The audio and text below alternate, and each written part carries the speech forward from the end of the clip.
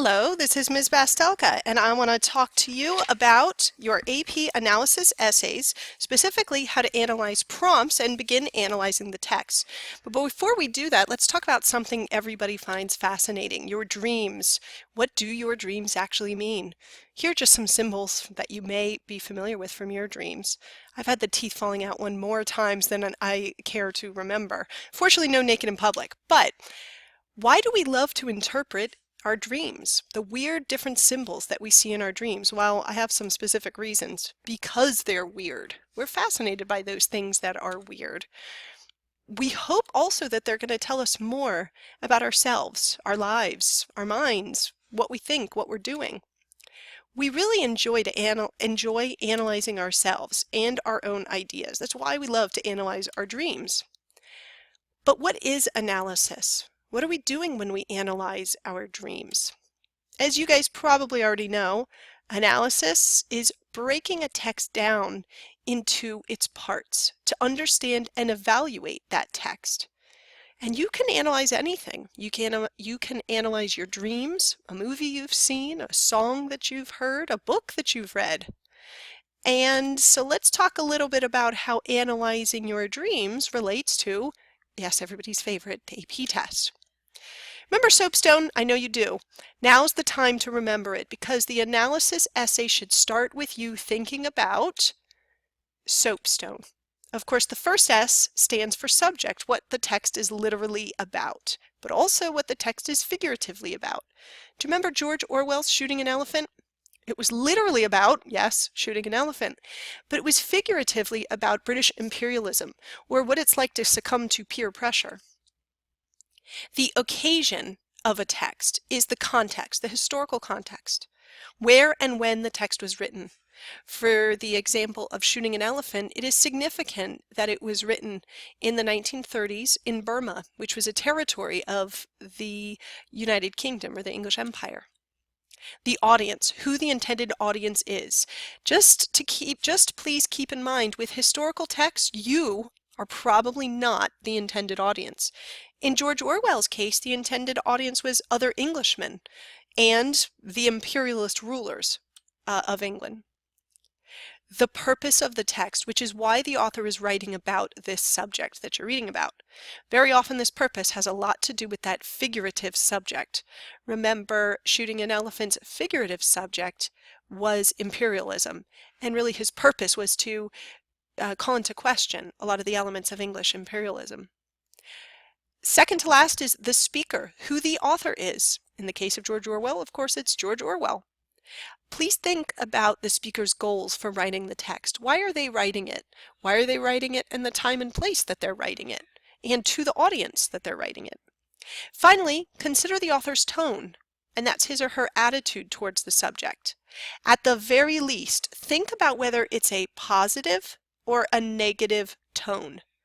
Tone is usually more complex than that, but that's a really good place to start when analyzing a text. Now, this is the first prompt in your packets. It's the 2007 prompt. I included the heading, so you have the number. I also included the suggested time, 40 minutes, just like the argument essay. Let's take a look in this prompt and let's find the occasion. That's, of course, the historical context, the time and place, so that we can connect that to the topic and purpose of this text. If we read the prompt, it says in the passage below, from Staying Put, Making a Home in a Restless World, Scott Russell Sanders responds to an essay by Salman Rushdie, a writer who left his native India for England. Rushdie describes the effect of mass migration as being the creation of radically new types of human being, people who root themselves in ideas rather than places. The text that you actually read for this prompt is by Scott Russell Sanders, but it's in response to an essay by Salman Rushdie. If you were to look at the bottom of your prompt, it's not on the screen right now, but the bottom of the prompt said it was written in 1993. And it was Sanders responding to Rushdie's idea that mass migration usually includes people who root themselves in ideas instead of places. They're previewing for you Salman Rushdie's text because you're not actually reading that one. So you have a little bit of a better idea of who and what Sanders is responding to in his essay. So the occasion is given to you in the first part of the prompt here. Next, the subject is given to you. You know it's probably going to be about mass migrations, but if you keep reading in the task, it says, read the Sanders passage carefully, then write an essay in which you analyze the strategy Sanders uses to develop his perspective about moving. The subject matter of Sanders' essay is moving or migration. The speaker and the audience of the text are also given to you. The speaker, of course, is Sanders, and the audience of this text is likely Salman Rushdie, since that's who Sanders is responding to, but also anybody who could purchase or take a book out of the library in 1993. So it's a rather wide audience. The final thing this tells you is the task, what you're actually writing about. Of course, you're writing about the strategies that Sanders uses to develop his perspective about moving. So what strategies does he use in his writing to tell you more about his thoughts on moving? Now, while you're reading the text, you want to find the purpose, why the author wrote the text. If you have Sanders responding to Rushdie, it's a pretty simple inference that he probably disagrees with Rushdie in some way. The tone, of course, is the author's attitude, how Sanders feels about Rushdie and the topic of moving. I want you to look also for rhetorical devices and particularly effective portions of the text. We're going to talk more about that in the next presentation, which discusses the eureka moment to find key elements from the text and incorporate the quotes into your writing. You also, while reading, want to think about how the rhetorical devices illustrate, enhance, or connect to the purpose, because this last bullet point, how the rhetorical devices enhance the purpose, that's what your analysis essay is really focusing on throughout. This is what I want you to do while analyzing the text and writing your essays. Please do include brief quotations from the text to illustrate rhetorical strategies. Do not include whole sentences. Instead, focus on including individual words or phrases to illustrate your ideas. Do explain the rhetorical devices that the author uses. Don't just identify them. Make sure that you're connecting those devices back to the author's purpose. Do consider how the rhetorical devices would appeal to the audience of the text, the intended audience, or to people of that occasion, that historical context. Keep that in mind.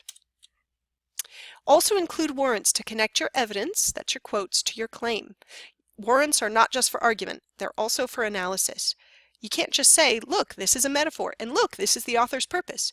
You have to explain for the reader how the metaphor helps contribute to the purpose. Finally, consider evaluating the author's success. Where was he or she most or least successful? That idea is really high-level analysis, evaluating the author. Now, this is what I want you to do. Imagine you had an amazingly bizarre dream, and you're going to analyze it. Except, don't actually write about your dreams. Write about 2 of the prompts from your packets. Please do not write about the Salman Rushdie Sanders prompt, okay? That's the one we talked about in this presentation and in class, so please avoid writing about that one, but pick 2 other prompts. Read the text, find the topic, start reading the text, and annotating for effective rhetorical devices. This has been your presentation on dealing with analysis prompts and texts. Thanks so much.